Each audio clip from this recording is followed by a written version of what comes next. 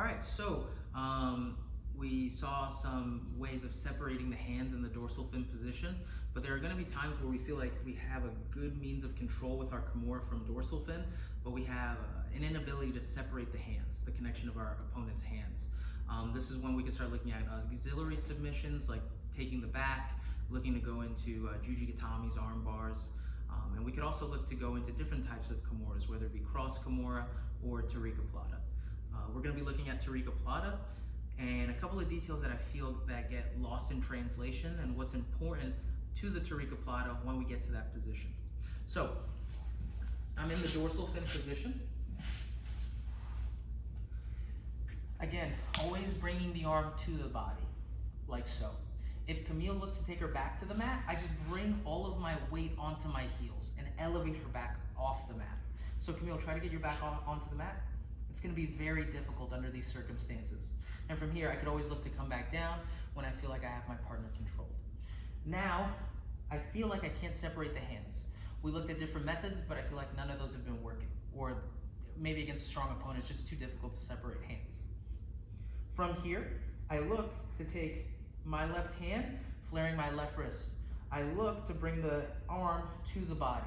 From here, I lean forward, and I look to take my right hand down to the mat as a base of support. And as I do so, I throw my right leg over. When I throw my right leg over, my head goes over my left knee to unweight my right leg.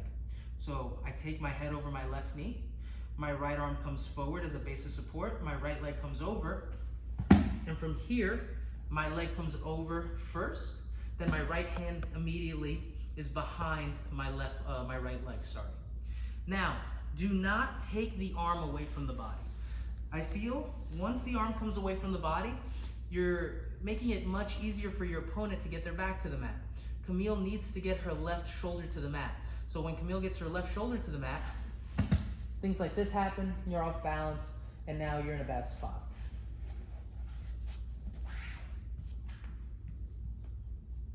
From here, when I throw my right leg over, I pull the arm to the body. My left hand is on my right quad, and I pull the arm to the body.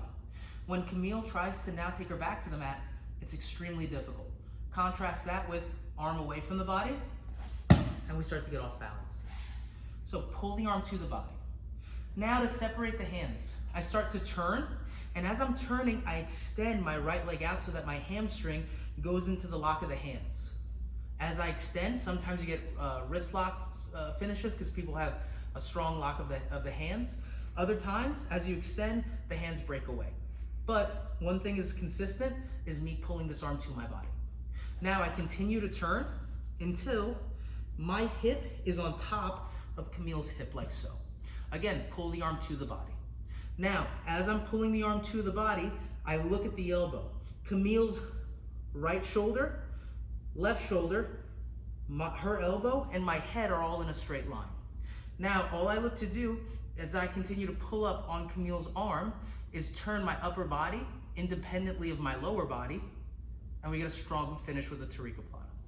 So again, if there's one detail that I would look to pretty much just like highlight to the best of my ability, it would be pulling the arm to the body. Never throwing your leg over and doing all that good work, but keeping the arm away from the body where now you could easily be off balance, and then now you're on bottom, you're in a scramble, and that's no good.